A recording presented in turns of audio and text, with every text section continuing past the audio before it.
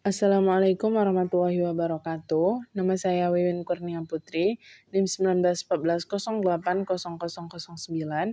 Saya dari jurusan Tadris IPA Fisika UIN Imam Bonjol Padang. Baiklah, pada video kali ini saya akan menjelaskan topik yang ke-11 dari mata kuliah metodologi penelitian, di mana mata kuliah ini diampu oleh Ibu Miliasari. Baiklah, untuk yang pertama, kita akan membahas cara melakukan cek plagiasi. Maksud dari cek plagiasi ini yaitu untuk memastikan keorisinalitasan sebuah karya ilmiah. Menurut pasal 1 angka 1 Permendiknas nomor 17 tahun 2010, cek plagiasi ini adalah pembuatan secara sengaja atau tidak sengaja dalam memperoleh dan mencoba memperoleh kredit atau nilai untuk suatu karya ilmiah dengan mengutip sebagian atau seluruh karya dan atau karya ilmiah pihak lain yang diakui sebagai karya ilmiah tanpa menyatakan sumber secara tepat dan memadai. Macam-macam plagiasi yaitu mengacu dan atau mengutip istilah, kata-kata dan atau kalimat, data dan atau informasi dari suatu sumber tanpa menyebutkan sumber dalam catatan kutipan dan atau tanpa menyertakan sumber secara memadai. Kemudian mengacu dan atau mengutip secara acak istilah, kata-kata dan atau kalimat, data dan atau informasi dari suatu sumber tanpa menyebutkan sumber dalam catatan kutipan dan atau tanpa menyertakan sumber secara memadai. Kemudian menggunakan sumber gagasan, pendapat, pandangan, dan juga teori yang menyatakan sumber secara memadai. Lalu merumuskan dengan kata-kata dan atau kalimat sendiri dari sumber kata dan atau kalimat, gagasan, pendapat, pandangan, dan teori tanpa menyatakan sumber secara memadai. Kemudian menyerahkan suatu karya ilmiah yang dibahas dan atau telah dipublikasikan oleh pihak lain sebagai karya ilmiahnya tanpa menyatakan sumber secara memadai. Cara cek plagiasi ini dapat dilakukan dengan aplikasi berupa unitcheck.com, writecheck, atau copyscape. Kemudian dengan website berupa plagiarism checker atau plagiarism detector, kemudian Duolingo checker atau small SEO tools. Kemudian selanjutnya yaitu poin berikutnya yaitu laporan penelitian deskriptif. Laporan penelitian deskriptif ini adapun komponen laporannya berupa bagian pembuka, bagian inti, dan bagian penutup. Pada bagian pembuka ini terdapat halaman judul, halaman sampul judul, lembar pengesahan, lembar pernyataan keaslian, abstrak, kata pengantar, daftar isi, daftar tabel, dan juga daftar lampiran. Kemudian pada pendahuluan ini terdapat latar belakang, pembatasan masalah, rumusan masalah, tujuan penelitian, manfaat penelitian, kemudian definisi operasional.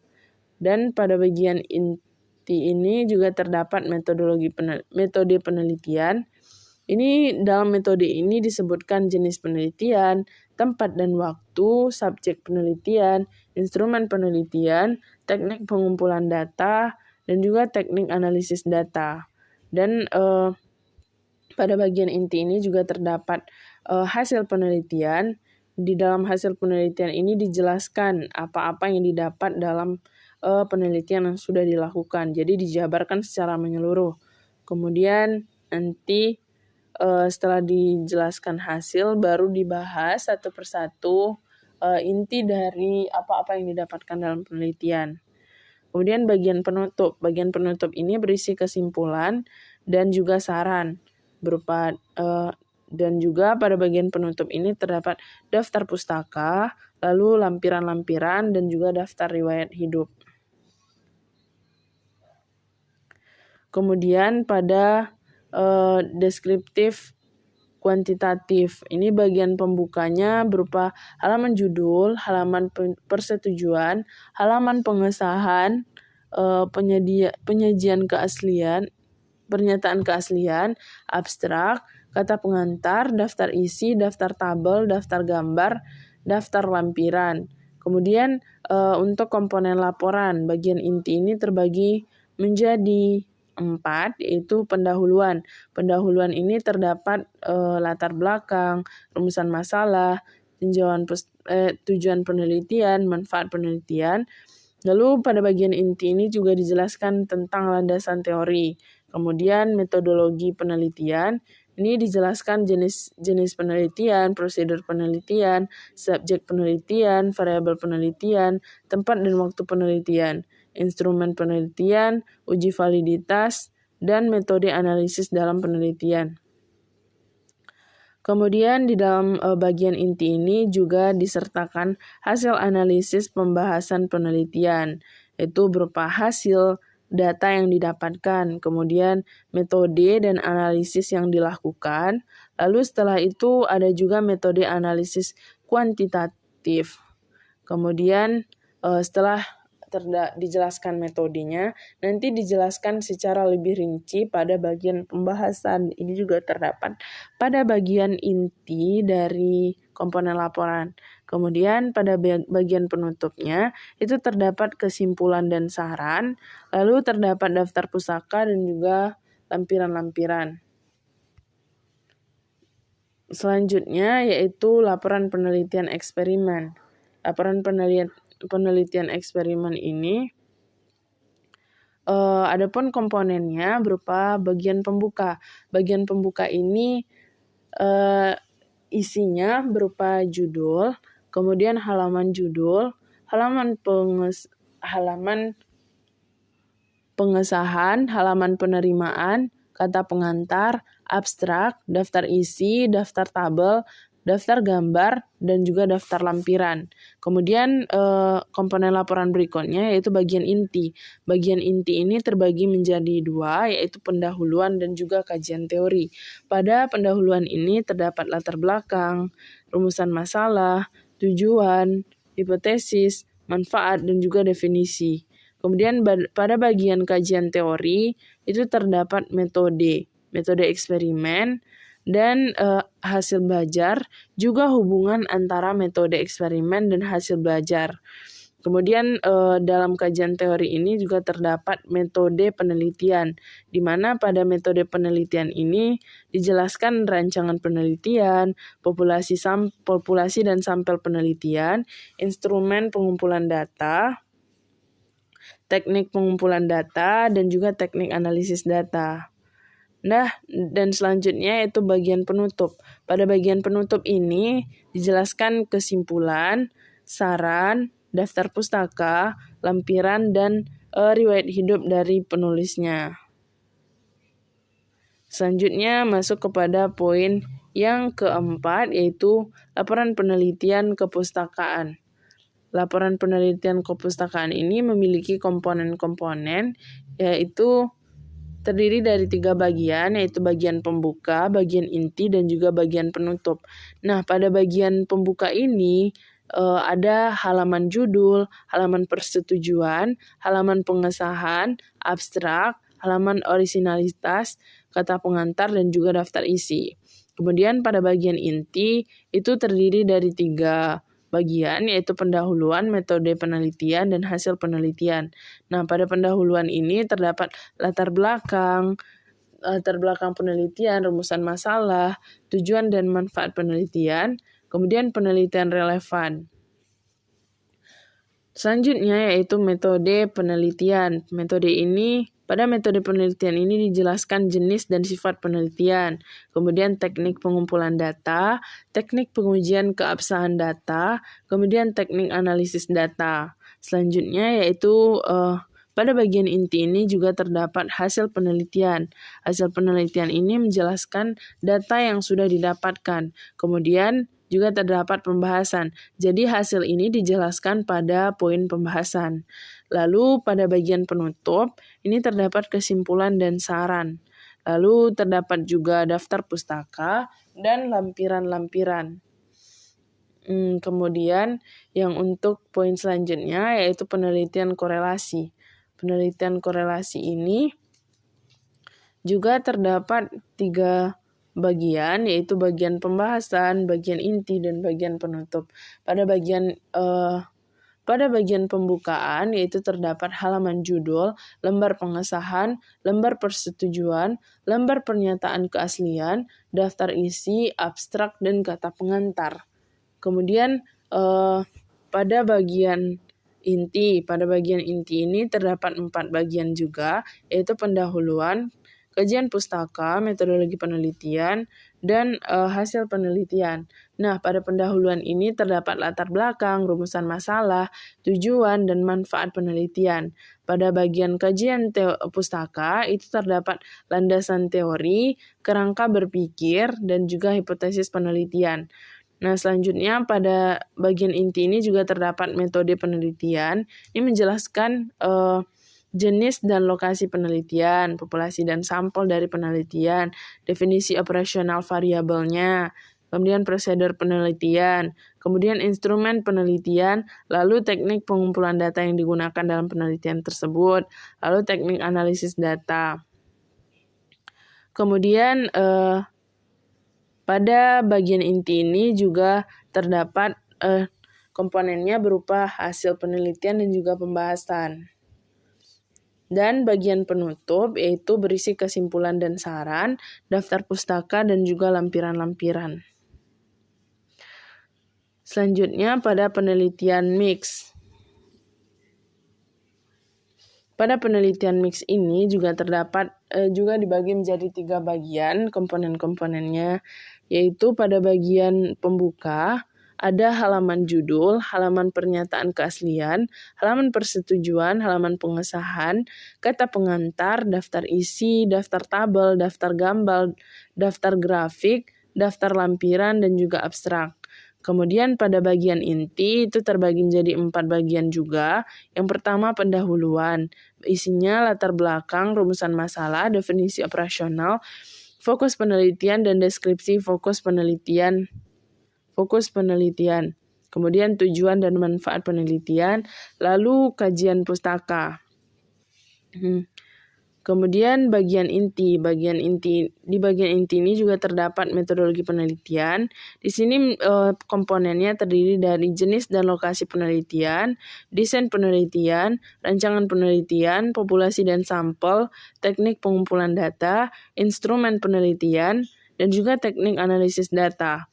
Kemudian untuk bagian inti ini juga ada komponennya berupa hasil dan pembahasan. Di sini itu hasil menjelaskan data-data yang sudah didapatkan, kemudian untuk pembahasannya itu menjabarkan lebih lanjut hasil dari penelitian tersebut.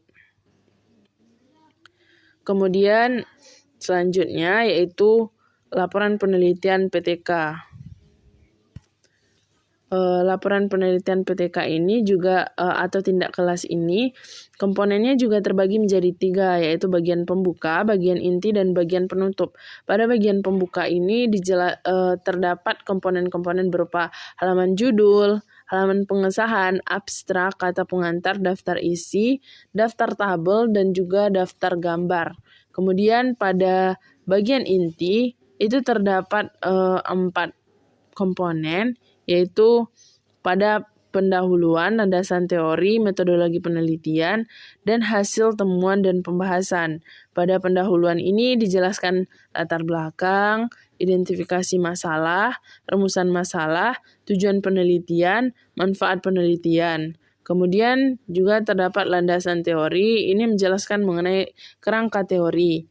Kemudian pada bagian inti ini juga terdapat metode penelitian, berupa pendekatan dan jenis penelitian, subjek penelitian, tempat dan waktu penelitian, prosedur observasi, teknik pengumpulan data, dan teknik analisis data.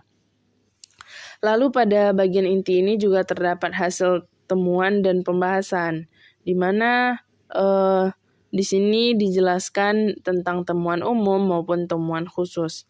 Kemudian yang terakhir dari komponen laporan penelitian ini yaitu bagian penutup. Bagian penutup ini komponennya terdiri dari kesimpulan dan saran, lalu daftar pustaka dan juga lampiran-lampiran. Kemudian poin selanjutnya yaitu penelitian R&D atau penelitian pengembangan. Adapun komponennya itu juga hampir sama dengan komponen-komponen laporan lainnya, yaitu terbagi menjadi 3. Komponen bagian pembuka, bagian inti, dan bagian penutup. Bagian pembuka ini terdiri dari halaman judul, nota dinas, lembar pengesahan, pernyataan orisinalitas, persembahan, abstrak, kata pengantar, daftar isi, daftar gambar, daftar tabel, daftar lampiran. Kemudian pada bagian inti itu juga terdapat 4, pendahuluan, kajian pustaka, metodologi penelitian, dan juga hasil. Pada pendahuluan ini terdapat latar belakang, identifikasi masalah, batasan masalah, rumusan masalah, tujuan dan manfaat penelitian, kemudian spesifikasi produk yang akan dibuat. Kemudian pada kajian pustaka ini memuat konsep, kajian teori, penelitian relevan, dan juga kerangka berpikir. Kemudian pada bagian inti ini juga ada komponen berupa metodologi penelitian, di mana di dalam metodologi penelitian ini terdapat juga komponen berupa tempat dan waktu penelitian, karakteristik suasana penelitian, metode pengembangan, pendekatan produk pengembangan, teknik pengumpulan data, uji coba produk, teknik analisa data, dan jadwal penelitian. Lalu yang terakhir dari bagian inti ini yaitu hasil. Hasil penelitian ini dijelaskan berdasarkan data, kemudian hasilnya ini dijabarkan nantinya pada pembahasan. Kemudian yang terakhir dari komponen laporan ini yaitu bagian penutup. Bagian penutup ini komponennya ada 3, yaitu kesimpulan dan saran, lalu daftar pustaka, dan juga daftar lampiran. Kemudian untuk parafrase untuk menghindari plagiarisme. Parafrase yaitu cara menyampaikan suatu gagasan atau konsep dalam bahasa lain yang relevan tanpa mengurangi dan menambah isi konteks aslinya. Di mana cara parafrase ini yaitu yang pertama, pahami konsep dasar tulisan. Lalu dengan memahami ini penulis akan mampu memahami maksud dari tulisan tersebut. Lalu memahami gagasan yang disampaikan dalam tulisan. Kemudian penarikan perkaya kosakata dan istilah. Artinya seorang peneliti itu harus rajin membaca dan juga rajin memperkaya kosakata dan istilah. Lalu belajar pengetahuan umum. Kemudian mempelajari teknik menulis, mengutip dan mengutip yang benar. Kemudian mengurangi menggunakan sinonim. Lalu mengubah struktur kalimat, mengubah tekanan kalimat dan dari aktif menjadi pasif atau sebaliknya.